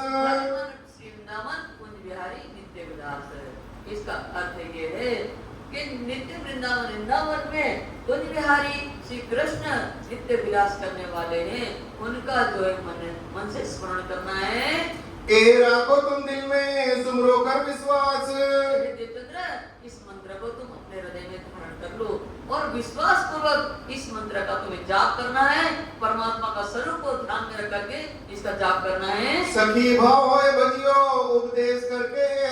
तो उपदेश करके पर हे देवचंद्र एक बात ध्यान में रखना, जब तुम मंत्र का भाव भजोगे ना करोगे जाप तो क्या करना है? सखी भाव हो करके तुम उनकी अंगना हो, ये भाव होना चाहिए वो तुम्हारे प्रियतम है, तुम उनकी अंगना हो। क्यों सखी भाव? क्योंकि पुरुष के अंदर अहम भाव होता है और स्त्री के अंदर समर्पण की भावना है। इसलिए स्वामी जी ने वाणी में कहा है पुरुष पणे ए निद न आवे अबला पणे लीजे अंग।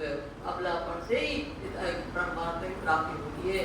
धनी में तुम्हारी अंगना भाव में समर्पण होता है सुंदरताजी और पुरुष भाव में अहम प्रधान होता है। इसलिए अंगना भाव से अपने प्रियतम का भजन करना चाहिए। विदा दई तीन घर को देखा मत तुम ऐसे थे। ऐसा उपदेश देकर के उनको विदा दिया, शिक्षा देकर को विदा दिया। अब इनको भद्रक भेष देख करके आपने जो देखा, देवचंद्र जी महाराज ने तो शोर करने लगे, भद्र भेष देख के करने लगे शोर, बताने लगे, चिल्लाने लगे दुखी होकर के, एक ऐसा काम कियो चाहिए सिंगार स्टोर। चाहिए सिंगार स्टोर है देवचंद्र, तुमने ये कैसा काम किया है, कैसा भेष किया है? आज तो तुम्हारा विवाह का दिन है, तुम्हें तो दूल्हे का रूप का श्रृंगार करना चाहिए। रोए पीठ दुख पाए के खींच डराए गए सुगन। तो तुम ऐसा ही दुखी होकर के रो करके पीटने लगे और खींच करके वचन कहे। श्री देवचंद्र जी उत्तर दियो तुम क्या चाहत हो दिन। देवचंद्र जी शांति पूर्वक जवाब दिया, पिताजी आज के दिन आप क्या चाहते हो? शादी ही तो चाहते हो, तो जिससे मुझे शादी करनी थी वो मैंने कर ली। मैं ब्याह करने था जिनसो किया है 300। मेरी आत्मा ने जिससे शादी करना चाहता था उससे मैंने अपने कृष्ण प्रियतम से मेरी आत्मा ने शादी कर ली है। मैं तो तुमको बर दिया मेरे काम नहीं इनमो। मैं तुमको बर दिया ये काम नहीं इनमो, मेरा काम नहीं। तो देवचंद्र जी महाराज पिताजी से कहते हैं, ये पिताजी मैंने पहले ही आपको रोका था, ये संसारिक शादी ब्याह से मेरा कोई लगाव नहीं है। ऐसे में ब्याह हुआ खटपट नित होई। ऐसी परिस्थिति में देवचंद्र जी महाराज का लीलबाई के साथ विवाह हुआ और प्रतिदिन इनके व्यवहार के कारण खटपट होती है। श्री देवचंद्र जी हरिदास जी की सेवा करते सोई। देवचंद्र जी महाराज हरिदास जी की सेवा जो है जैसे करते थे पहले के समान वैसे ही सेवा करते हैं, उसमें कोई फर्क नहीं आया। रहे सोबत हरिदास जी की दोपहर रात लगे। क्या करते हैं, दोपहर रात्रि तक सोबत में रहते हैं। दोपहर कितनी है? 6 से 9, 9 से 12, 12 बजे तक हरिदास जी की सत्संग में देवचंद्र जी महाराज बैठे रहते हैं। चर्चा और कीर्तन में गुजरान करते। चर्चा सुनते हैं परमात्मा की और कीर्तन करते हैं। इस तरह से गुजरान माने उनका समय व्यतीत होता है 12 बजे तक। रहे एक पहर घर अपने पिछली रात रहे जब पोहर। पिछली रात रहे जब पोहर, एक रात एक पोहर रात्रि घर में रहते हैं। कब से? 12 से 3 बजे तक। 12 से 3 बजे तक अपने घर में रहते हैं और जब एक पोहर बाकी रह जाता है 6 बजने में, अर्थात 3 बजे उठ करके चले जाते हैं हरिदास जी महाराज की परिक्रमा लगाने के लिए। तब हरिदास जी के मंदिर प्रदक्षिणा देवे मेहनत जोर। हरिदास जी के मंदिर अर्थात उनके घर में परिक्रमा लगाते हैं, इस तरह से परिश्रम करते हैं। क्यों परिक्रमा लगाते हैं? जब ये काम करते थे, चौका लगाना, बर्तन मांजना, झाड़ू लगाना, ये सब काम करते थे देवचंद्र जी महाराज, तो एक बार पता चल गया हरिदास जी महाराज को, तो उन्हें रोका कि तुम इस तरह से मेरी सेवा नहीं करना। उन्हें रोक दिया। जब काम ये सारे करने को नहीं मिले तो इस चोरी से क्या करते हैं, रात्रि के जब कोई नहीं उठता हो तब ये क्या करते, हरिदास जी महाराज के सदगुरु हैं तो उनको परिक्रमा लगाते हैं। तो ये परिक्रमा लगा रहे हैं। एक दिवस हरिदास जी उठे थे कारज। देह क्रिया के लिए हरिदास जी उठे, ऊपर झरोके थे देखिया कया कौन फिरत कौन गरज। ऊपर झरोखे से उन्हें देखा कि अभी रात्रि बाकी है, ये कौन शख्स है, कौन से उद्देश्य से हमारे घर की परिक्रमा लगा रहा है? रात पिछली पहर एक है घर के पीछे फिरत। रात्रि अभी बाकी है और ये कौन व्यक्ति है जो हमारे घर का परिक्रमा लगा रहा है? एक कौन शख्स आयो कहा ये देख के तीत। ये देख के तीत, ये कौन शख्स, कौन व्यक्ति है, कहां से आया है? तो वहां देख के तीत माने जलवा में खड़े खड़े देख रहे हो, मन विचार कर रहे हैं। तब हरिदास जी टोकिया कौन शख्स हो तुम। हरिदास जी टोका, अरे भाई तुम कौन हो, क्यों हमारे घर की चक्कर लगा रहे हो? तब श्री देवचंद्र जी उत्तर दिया कया इताए हैं हम। देवचंद्र जी कहा है, गुरुजी हम आए हैं यहाँ। स्वर पहचाना हरिदास जी आए श्री देवचंद्र जी तुम कित। स्वर पहचान लिया? अरे तो देवचंद्र जी, देवचंद्र जी ने स्वर पहचाना और पूछा कि इस समय इतनी रात्रि बाकी है, तुम इस तरह से कैसे आ गए देवचंद्र? खोल द्वार घर में लिए तुम क्यों आई इस वक्त। हरिदास जी ने दरवाजा खोल करके देवचंद्र जी महाराज को अंदर बुलाया और कहा तुम इतनी रात्रि है बाकी है, और रात्रि बाकी तुम इस तरह कैसे आ गए? जो आप श्री देवचंद्र जी दिया सुनिए आप वचन। देवचंद्र जी महाराज कहते हैं, गुरुजी आप हमारी कृपा करके मेरी बात तो सुनिए। रात खबर मोही न रही मैं जानिया क्या देना। अभी रात्रि बाकी है, ये मुझे समझ में नहीं आया कि रात्रि बाकी है। मैं सुबह होने की भ्रम में चला आया हूँ। सेवा करे न जना वही अपनी आत्म के कारण। सेवा करे न जना वही, ये अपनी आत्म का गरज है। सुंदर साथ जी बीतक हमें धर्ममय जीवन जीने की कला सिखाती है। सुंदर साथ जी सेवा करे न जना वही। अशुभ, स्वामी जी ने कीर्तन में कहा है, अशुभ कर्म जब नित्या ले जाए શુભ કર્મ નામ ના લઈ જાય ગોપ સાધન कीजिए તે માટે જેમ जीवने सुख पहुंच થાય। सुंदर साथ जी हम सेवा करते हैं तो तख्ती लगवा देते हैं, लगवाते हैं ना। अगर दृष्टि ना लगाए मंदिर वाले तो देखो हमने की सेवा की, हमारा नाम क्यों नहीं इसमें, तख्ती लगवा देते। तो अशुभ क्रम जब निंदा ले जाए, जैसे किसी की निंदा करे ना, निंदा करते स्वाभाविक है, कोई वो गया नहीं उसके पीछे निंदा करनी ही है, तो फिर निंदा जब कर लेंगे उसके बाद खास तौर से बहने निंदा कर लेंगे, अरे काय को उनके पाप हो रहा है यहाँ पर, जाने दो ना, पहले कर लिया फिर उसके बाद ऐसा भी बोलते हैं। तो दूसरे की निंदा करने से उसके पाप धुल जाते हैं। इसी प्रकार ठीक इसी प्रकार शुभ कर्म नाम ना ले जाए, हमने शुभ कार्य किया, दान पुण्य कुछ किया और हमने नाम करवा दिया, बोर्ड पर में लिखवा दिया, तो हमारा सब मटिया में उसका जो फल मिलने वाला था वो नहीं मिलेगा। इसलिए गोप साधन कीजिए ते माटे, इसलिए गुप्त रूप से ही दान धर्म जो भी करना हो गुप्त रूप से वो अपनी आत्मा को पहुंचता होगा तो सुख आपको मिलेगा। तो इसलिए वहाँ भीतर क्या है धर्ममय जीवन जीने की कला सिखाती है। सदगुरु देवचंद्र जी महाराज सेवा करे न जनावी, प्रतिदिन परिक्रमा लगाने आते हैं और क्या कह दिया कि हम तो भूलवश आज आ गए, हम आज भूलवश आ गए, हमें ऐसा समझा कि सुबह के ब्राह्मणी हम चले आए हैं। दिखावे नहीं गाँव को, समझावे अपना मन। दिखावे नहीं गाँव को, किसी को दिखाने के लिए सेवा नहीं करते, परिक्रमा दिखाने के लिए नहीं करते, समझावे अपना मन कि मैं अपने गुरु की सेवा कर रहा हूँ। ऐसा मन कि गुरु की सेवा करेंगे तो मुझे प्राप्ति होगी, ज्ञान सत्य धर्म की ज्ञान की प्राप्ति होगी, ऐसा मन को समझाते हुए सेवा कर रहे हैं। हरदास जी सुन के कहिए माफक परवान। हरदास जी सुन के कहिए माफक परवान। परवान का अर्थ होता है ठीक है, जैसा इनका ठीक, परवान का अर्थ ठीक सत्य। इसका डिक्शनरी में जो अर्थ मैंने देखा वो ऐसा है कि परवान ठीक सत्य जो कह रहे हैं। तो हरदास जी ने सुन के मन में सोचा कि देवचंद्र जी कहते हैं ना वो सत्य ठीक होगा, यही ऐसे ही करते होंगे, आज ब्रह्म में चले आए हैं। ए नित प्रदक्षिणा देवे और दिन की सेवा करे जान। तो स्वामी लालदास जी कह रहे हैं ये तो प्रतिदिन प्रदक्षिणा देते हैं और दिन की सेवा प्रत्यक्ष रूप में करते हैं और ये रात्रि के अप्रत्यक्ष रूप में रात्रि की सेवा प्रतिदिन आते हैं। ये तो एक दिवस हरदास जी थे सेवा में होशियार। एक दिन क्या हुआ, हरदास जी मग्न होकर के सतर्क होकर सेवा कर रहे हैं। आगे श्री देवचंद्र जी बैठे थे खबरदार। सतर्क होकर के देवचंद्र जी महाराज सन्मुख बैठे वो सेवा करते हुए देख रहे हैं। तब एक शख्स को मारा भिक्षु ने जोर। उसी समय एक व्यक्ति को भिक्षु ने जोर कर डंक मार दिया। इनके आकार में चेतन कछु न रहे चोर। उस व्यक्ति के ऐसा हो गया डंक मारने से भिक्षु के जैसे उसके प्राण ही निकल गए, चेतन था बिल्कुल नहीं रही, प्राणवान हो गया, निष्प्राण हो गया, वो निष्प्राण हो गया पर व्यक्ति।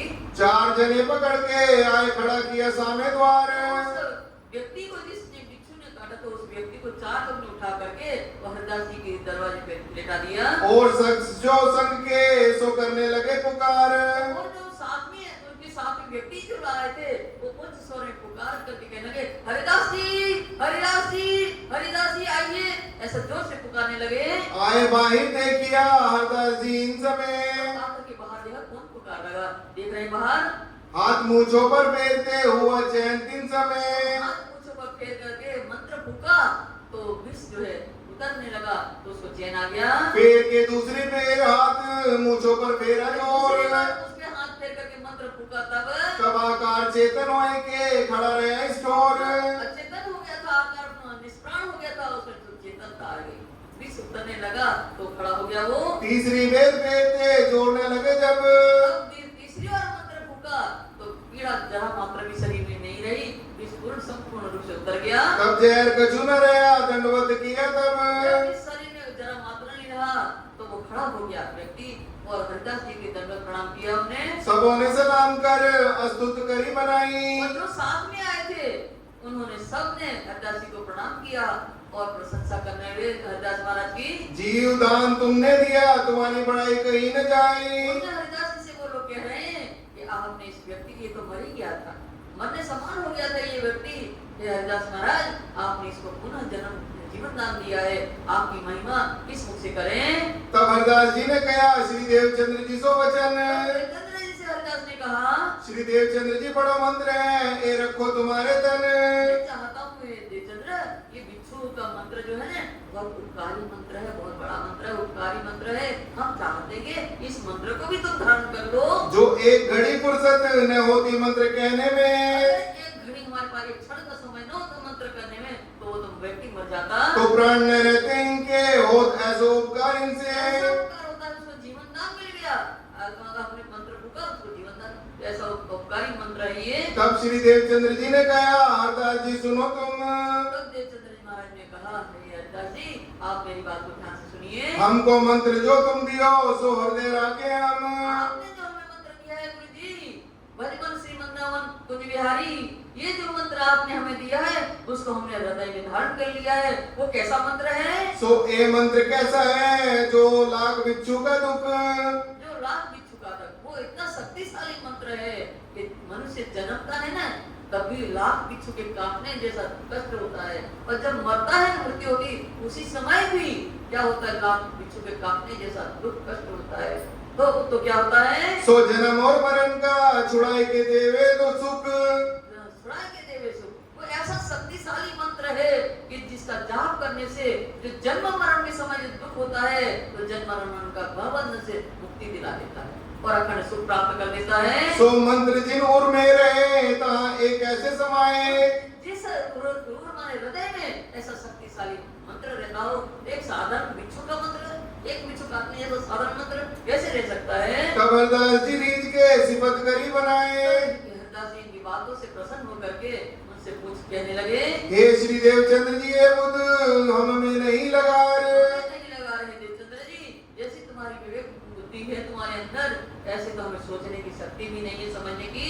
जो तुम कहते हो सो हम में नहीं विचार। विवेकमंद बात करते हो, ज्ञानपूर्ण बात, वो तो हमारे पास विचार भी नहीं आता ऐसा। इन बात कह बीत गए भई माए भोज नगर। इस प्रकार स्वामी लालदास जी कहते हैं, अनेक प्रकार का वृतांत जो है बीत के घटनाएं घटित हो गई कुछ नगर में। श्री देवचंद्र जी सेवा करे पढ़े न काहू कबर। और देवचंद्र जी महाराज हरदास जी की सेवा कर रहे हैं, पर किसी को जानकारी नहीं होने देते हैं। एक दिन फिरते घर को देखे जरोके पर। अब एक दिन फिर ये तो प्रतिदिन चक्कर लगाते थे, परिक्रमा लगाते थे। एक दिन पुनः हरदास जी देह क्रिया के लिए उठे, उन्होंने देखा कि देवचंद्र जी परिक्रमा लगा रहे हैं। देखा श्री देवचंद्र जी को फिरते बुलाए लिए ऊपर। उन्होंने देखा परिक्रमा लगाते हुए देवचंद्र जी को, उन्होंने बुला लिया ऊपर। मैं जानिया तुम एक दिन भूल के रात को आए। तो हरदास जी कहते हैं, देवचंद्र तुमने अपने मुख से कहा था कि हम भूल से आए हैं, तो हमने तुम्हारी बात को मान लिया था, पर अब तो ये प्रतीत हो रहा है कि निश्चित ही तुम प्रतिदिन आते हो। ये तो नित फिरत हो मैं ये मेहनत से ही न जाए। तो मुझे निश्चित हो गया कि तुम प्रतिदिन मेरे घर के परिक्रमा लगाते हो। तुम्हारी इस तरह से की हुई सेवा मैं सहन नहीं कर पा रहा हूँ। तुम मोसो कहा कह दो क्या मांगे दो मुझसे। मैं इस तरह से सेवा करके मुझे क्या कहना चाहते हो, क्या मांगते हो मेरे से, बताओ। मोसो तुम कहते हो वह मैं देऊं तुम्हें। जो तुम चाहते हो मुझसे कह दो, निसंकोच होकर के देवचंद्र, वो वस्तु मैं अवश्य तुम्हें दूंगा। तब हरदास जी ने कहा मैं तुम्हें देऊं माल मुकुंद। ये तो देवचंद्र महाराज कुछ नहीं बोले। तो हरदास जी फिर कहा, ये हरदास जी मेरे पास देवचंद्र मेरे पास दो मूर्ति है, एक बाल मुकुंद की है, एक बाकी बिहारी की है, तो हम तुम्हें बाल मुकुंद की मूर्ति जो है तुम्हें देंगे। इनकी सेवा तुम करो जो पावो आनंद। वो बाल मुकुंद की मूर्ति को तुम अपने घर ले जाना और घर में जाकर के इनकी सेवा करना, यहाँ आने की जरूरत नहीं है अब तुम्हें, और जिससे तुम्हारी आत्मा को आनंद प्राप्त होगा। तब श्री देवचंद्र जी ने कहा जो आज्ञा तुम्हारी होए। देवचंद्र जी महाराज ने, सतगुरु महाराज जैसी आपकी आज्ञा हो सिर उठारे हमें, सोई हमें करनी इस करे सेवा जो सोए। जो आप कहोगे वो सेवा हम करेंगे, वही हम करना है। श्री महामती कहे ऐसा जी यह भी तक भोज नगर। महामती स्वामी लालदास जी कहते हैं, हे सुंदर साथ जी ये भुजनगर का वृतांत अभी आपने सुना है। आगे इनके और कहो भी तक पहचान पर। अभी तक पहचान पर, इसके आगे और भुजनगर की चर्चा है। अभी और भुजनगर का वृतांत बाकी है। कौन सा वृतांत? आगे पहचान पर। कौन सी पहचान? स्वयं बाल मुकुंद जी देवचंद्र जी महाराज के स्वरूप की पहचान करवाएंगे, वो प्रसंग बाकी है। वो कल चलाना है कि आज चलाना है?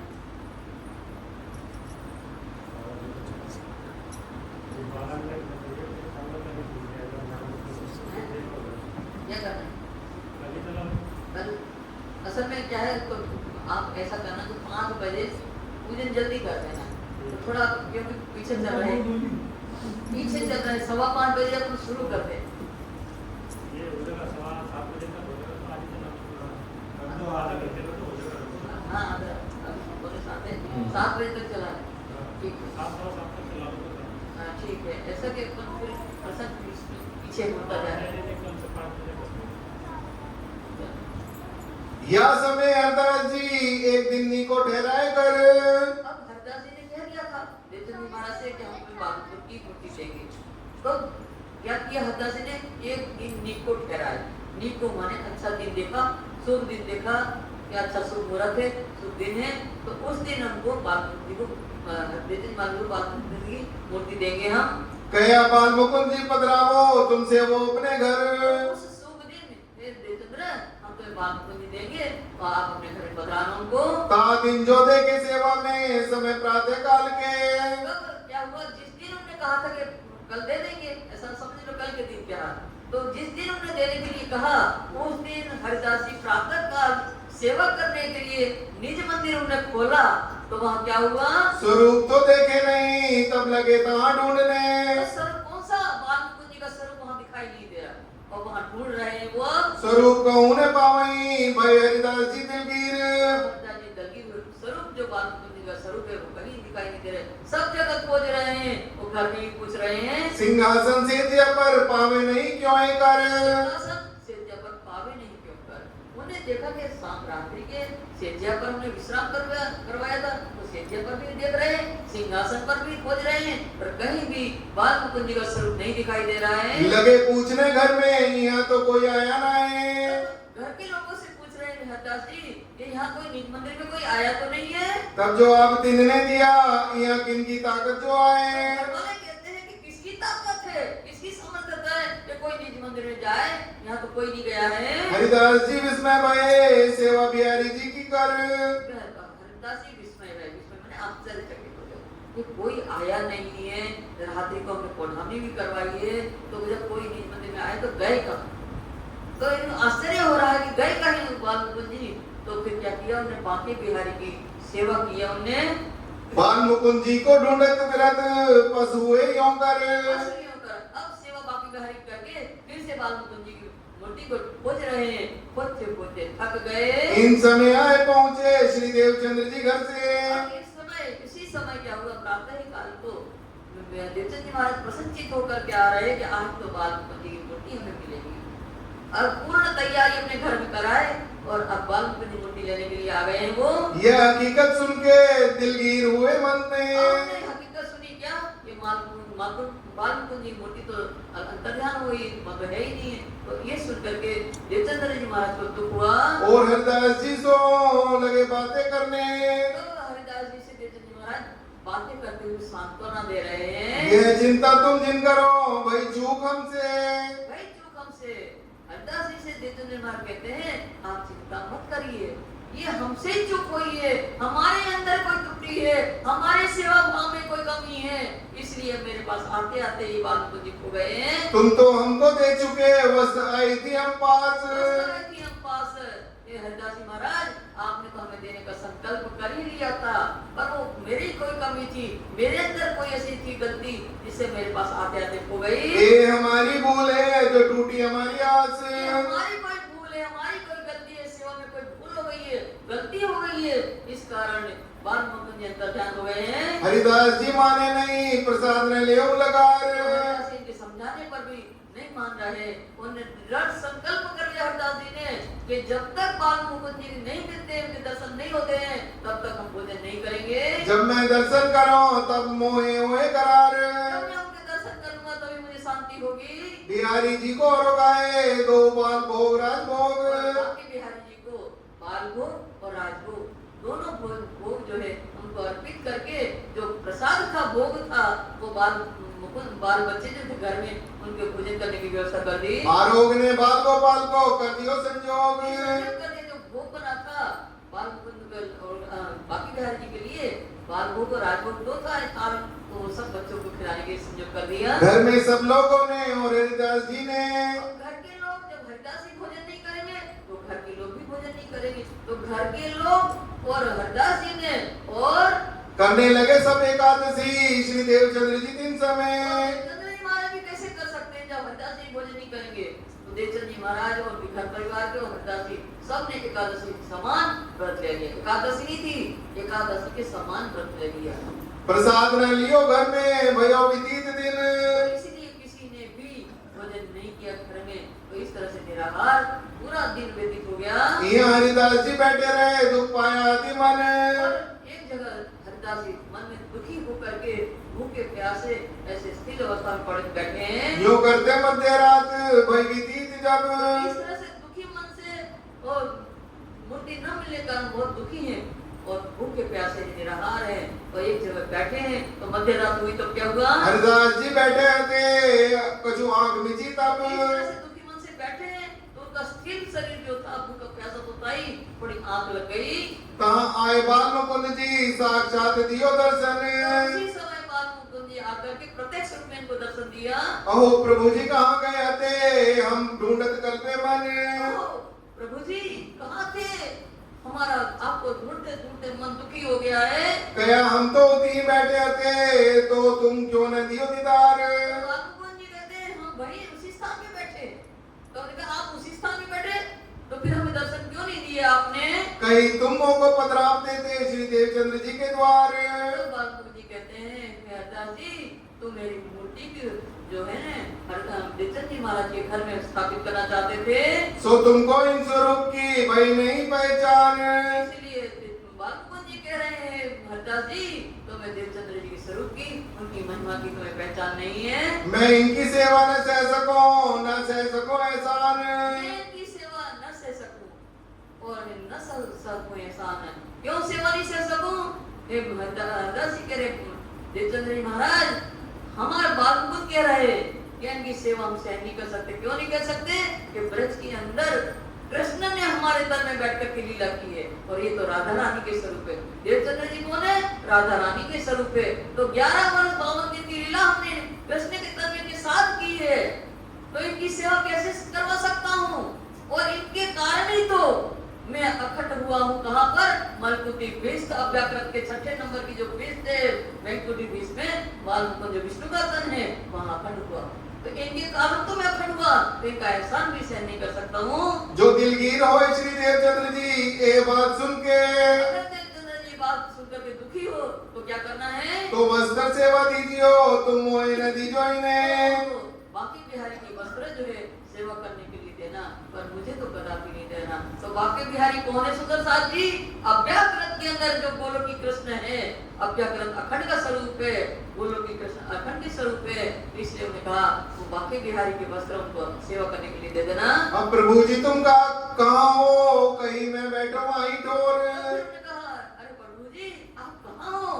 तो उनका मैं तो जहाँ बैठता हूँ सिंहासन में वही स्थान पर बैठा हूँ। यूं करते आंख खुल गई भड़क उठे यूं कर। इस तरह से आंख खुल गई, एकदम चौंक के भड़क करके उठे और सीधे निज मंदिर की तरफ दौड़े। जो अंदर आए के थे कहीं तो बाल मुकुंद बैठे सिंहासन।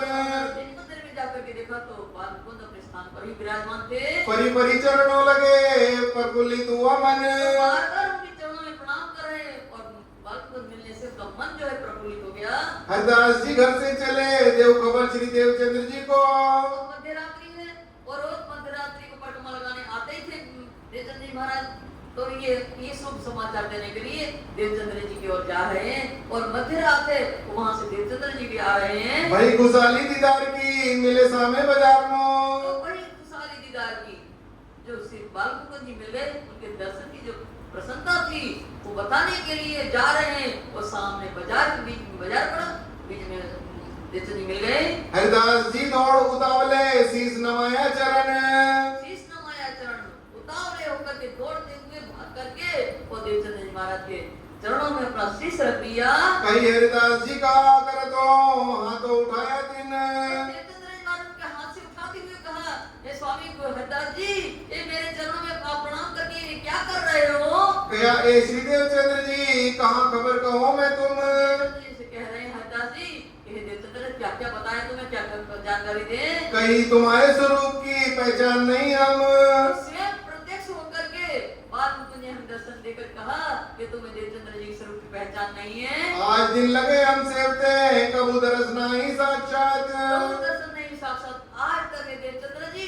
कई वर्षों से हम बाल मुकुंद की सेवा, बाकी बिहारी सेवा कर रहे हैं, पर आज तक इसी तरह से प्रत्यक्ष रूप में हमें कभी दर्शन नहीं हुए हैं। सो स्वरूप बाल मुकुंद जी मोसो करी विख्यात। वही बाल मुकुंद जी के स्वरूप ने प्रत्यक्ष होकर के दर्शन दे करके मुझसे प्रत्यक्ष होकर बातें की है। सो तुम्हारे स्वरूप की पहचान कर दई। और आपने देवचंद्र जी आपके स्वरूप की महिमा की पहचान मुझे करवा दी। तुम इनको जानत नहीं, मोहे ऐसी बात कही। बाल मुकुंद जी ने कहा, महात्मा हरदास जी कह रहे हैं देवचंद्र जी से कि बाल मुकुंद ने स्वयं उनसे कहा कि तुम इनकी महिमा नहीं जानते हो देवचंद्र की।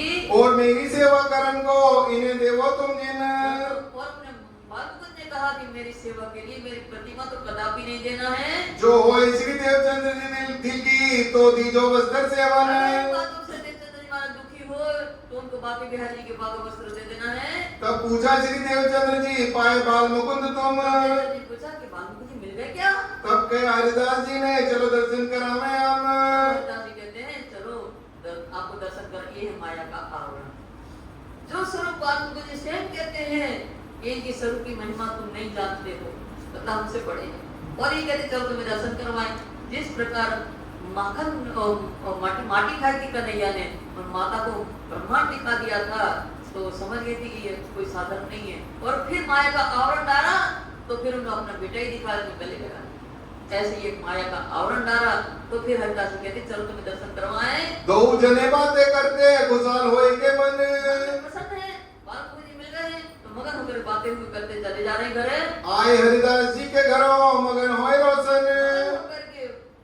मगन हो करके बातचीत करते हुए हरिदास जी घर आ गए। दो जने दीदार करके लिया प्रसाद जोई। दर्शन करके और फिर भोजन उनका प्रसाद भोग लगा कर प्रसाद दिया। सब घर के लोगों लिया वो प्राप्त भगत। सभी लोग घर के जो व्यक्ति थे वो भी भूखे थे, व्रत में थे, उन्होंने भी प्रसाद दिया। और सवेरे प्रातः काल हो गया उतने में इन विध भोज नगर में भाई के भात भी तक। इस प्रकार भोज नगर में अनेकों प्रकार का वृतांत वहाँ हुआ, अनेकों चमत्कारिक लीला हुई है। ताकि एक बात तुम सो कही है बात बड़ी बुजुर्ग। बात बड़ी बुजुर्ग ताकि एक विध तुमको कही। स्वामी लालदास जी कहते हैं ऐसी अनेकों घटनाएं घटित हुई, उसका एक अपने वर्णन आपको किया, पर वो बात बड़ी बुजुर्ग है। ये साधारण बात नहीं है, महत्वपूर्ण बात है। कि स्वयं बाल मुकुंद जी जिसके संसार के लोग उनकी पूजा करते हैं, वो बाल मुकुंद जी स्वयं सतगुरु देवचंद्र जी के स्वरूप की पहचान करवा रहे हैं। ये साधारण बात नहीं है सुंदर साहब जी। जामा बाके बिहारी जी का दिया सेवने को। बाकी बिहारी के वस्त्र जो थे जामा वो सेवा करने के लिए देवचंद्र जी महाराज को दिया। श्री देवचंद्र जी सिर चढ़ाए के ले आए अपने घर में। तो देवचंद्र जी महाराज ने उनको ही परमात्मा की कृपा मान करके सिर उठाने किया। नहीं तो वस्त्र थे थैला में डाल के ऐसे भी ले जा सकते थे, नहीं, परमात्मा का स्वरूप है। भागवत वस्त्र को परमात्मा का स्वरूप उनकी कृपा मान करके सिरोधार्य करके अपने घर ले आए। कहाँ जाए एक ठोर को बनाई नीचे कर। वहाँ अपने घर ले जा करके एक स्थान को साफ सुथरा किया, नीचे मारे साफ सुथरा किया, स्वच्छ किया और वहाँ फिर इनको बधाइए। बासन से सिंहासन तहाँ पधराए वस्त्र। वहाँ पूजा के लिए बर्तन की व्यवस्था की है, सेज सिलाने के लिए सेज की व्यवस्था किया और सिंहासन की भी व्यवस्था किया। तो सिंहासन के ऊपर उन वस्त्रों को परमात्मा का स्वरूप के आकार में उनको स्थापित कर दिया गया। लगे सेवा करने तिनकी आप अपने अंग सो। भागा वस्त्र जो थे उस स्वरूप की स्वयं परमात्मा स्वरूप मान करके उनके स्वयं अपने अंग से ही सेवा कर रहे हैं। बंद करें क्या? सबको देर होती हो तो कल चलेंगे, ठीक है? 7 बजे चौपाई पूरी कर लो।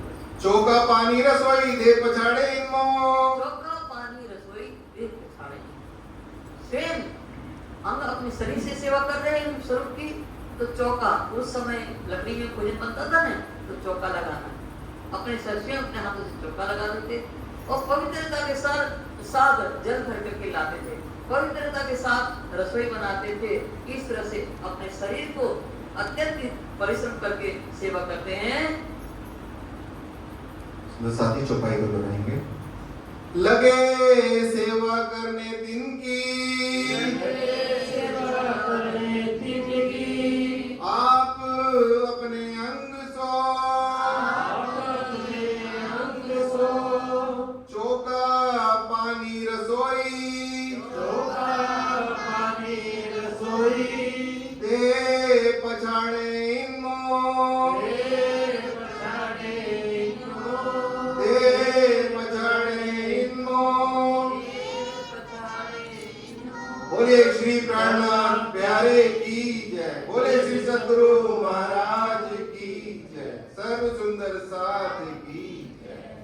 सुंदर साथ जी, आप बहुत ही बढ़िया गीतक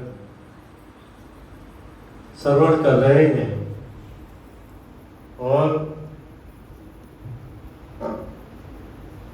पन्ना जी के अंदर तो आप तालीम का कार्य भी आप ही करते हैं, जो तालीम देने का कार्य है वो आप ही करती हैं, लेकिन शब्द का मायना खोल करके बताना, और आपको साधारण सी लग रही है, इन्होंने पीएचडी की हुई है इस पर। ये डॉक्टर रंजना दुबे नाम लगा हुआ है, पीएचडी की हुई है, तो बहुत ही विद्वान है। ये तो हम सबका बड़ा सौभाग्य है कि ऐसा अवसर राजी महाराज जी ने दिया और आपका यहाँ का आशीर्वाद हमको मिल रहा है, बहुत बड़ी कृपा की बात है। जो सुंदर साथ नहीं आ रहे हैं और एक दूसरे के संपर्क में सुंदर साथ जी, उनको भी बताइए, धर्म का कार्य अगर जबरदस्ती भी करवाया जाए किसी से तो उसका भी पुण्य बनता है, उसका भी फल बनता है। तो आप ये ना सोचे कोई नाराज होगा, एक बार होगा, 2 बार होगा, लेकिन उसको बोलिए, लेकर के आइए, आप उससे जबरदस्ती पुण्य का कार्य करवाइए, आपके हिस्से में ज्यादा आएगा, उसके हिस्से में कम आएगा। तो ये सच बात है, वो बैठी हुई है, बता देंगे, विद्वान है। तो सुंदर साथ जी, जितना प्रवक्ता को आनंद मिलेगा, जितनी ज्यादा संख्या होगी उतना ही और ज्यादा आनंद होगा, उतने अच्छे अच्छे और रहस्य खुलेंगे, अंदर के जो अंतःकरण की चीजें हैं वो बाहर आएंगी, हम सब तक पहुंचेंगे। सुंदर साथ जी, बहुत ही अच्छी बीतक चल रही है और इस बीतक में जो सुंदर साथ की सेवा का कार्यभार जिनको मिल रहा है, जिनको शोभा मिल रही है, भोजन प्रसाद की राज जी को भोग लगाने की जो शोभा मिल रही है, वो हमारे सुंदर साथ जो यहाँ के हैं बहुत ही भाग्यवान है, बहुत ही सेवावान है, उनके अंदर सेवा भरी हुई है। तो आज की जो रसोई की सेवा का सौभाग्य प्राप्त हुआ है वो हमारे कुलदीप त्यागी जी के परिवार को सौभाग्य प्राप्त हुआ है। इंदिरापुरम के रहने वाले हैं गाजियाबाद के। तो मैं एक बार उनसे प्रार्थना करूंगा, सुंदर साथ को खड़े होकर के प्रणाम करेंगे और सुंदर साथ उनके प्रणाम स्वीकार करेंगे। प्रणाम सुंदर साथ जी। और कल की रसोई की जो सेवा है, जो सौभाग्य है, वो हमारे नरेंद्र सोम जी है, आई हुई है नरेंद्र सोम जी है, उनके परिवार की तरफ से है। खड़ी हो जाएंगे एक बार। तो कल की सेवा का जो सौभाग्य मिला है, कल की जो भोजन का सौभाग्य, रसोई का सौभाग्य हमारे नरेंद्र जी परिवार को मिला है। सुंदर साथ जी, ऐसे ही रोज किसी ना किसी सुंदर साथ को अवसर मिला हुआ है, बारी बारी से सब सुंदर साथ को राज जी ने अवसर दिया है। सब खुश होकर के इस सेवा को कर रहे हैं, बड़े प्यार से, बड़े भाव से, बड़ी श्रद्धा के साथ में इस सेवा को मांग करके ले रहे हैं। आप बड़े सौभाग्यशाली हैं, बड़े धनवान हैं। ये धन जो हम कमा रहे हैं ये खर्च होगा, कहीं ना कहीं खर्च होगा, लेकिन धर्म के कार्य में आपका धन खर्च हो जाए तो आप धनवान हैं, आप धर्मात्मा हैं। नहीं तो धन तो खर्च होने के लिए बना है, कहीं ना कहीं खर्च होना ही है, लेकिन आपका कार्य धर्म करने में अगर लग रहा है, आपका कर्म हो रहा है, तो बहुत बड़ी बात है। सुंदर साथ जी, तो जयकारा बोल करके अभी भोग लगेगा सुंदर साथ जी। कल 5 बजे सुंदर साथ जी आ जाएंगे, कल 5 से 7। उससे पहले जो भजन कीर्तन करने वाले हैं वो पहले ही आ जाएंगे, जिन्हें भजन कीर्तन बोलना। कल 5 बजे के बाद में भजन कीर्तन नहीं होगा, आरती हो जाएगी सुंदर साथ। जो सुंदर साथ आएंगे उतनों को ही राज जी की जैसी कृपा होगी। तो 5 बजे यहाँ पर सुंदर साथ सब उपस्थित हो जाए। उससे पहले जो भजन को के शौकीन है तो भजन सुनने के लिए, बोलने के लिए वो पहले आ सकते हैं, और जो चर्चा के भीतर के इच्छा रखते हैं तो 5 बजे आ जाए सुंदर साथ जी, ताकि समय से पूरी हो सके। फिर बाद में अगर लास्ट तक चलाए, 7:30-8 बजे तक चलाए, तो फिर आप नाराज हो जाते हैं, अजी हमें तो रिक्शा नहीं मिली, हमें तो स्कूटर नहीं मिला, हमें तो गाड़ी नहीं मिली। तो फिर वो भी समस्या में देखनी पड़ती है सुंदर साथ जी। तो आपको साधन भी मिल जाए और आपका इधर का भी कार्य हो जाए, उधर का भी हो जाए, तो दोनों कार्य आपके चलते रहे। तो कल 5 बजे आ जाएंगे, अभी भोग लगेगा, उसके बाद में आरती होगी। फिर उसके बाद में जो भी प्रसाद बना हुआ है राज जी की रसोई का, जो राज जी को भोग लगेगा, वही प्रसाद आपको ग्रहण करने के लिए मिलेगा। सुंदर साथ जी सब प्यार के साथ में पहले भोग लगाएंगे फिर अर्जी बोलेंगे, फिर प्रसाद ग्रहण करेंगे। प्रणाम सुंदर साहब। बोलिए श्री प्राणनाथ प्यारे की जय। श्री सतगुरु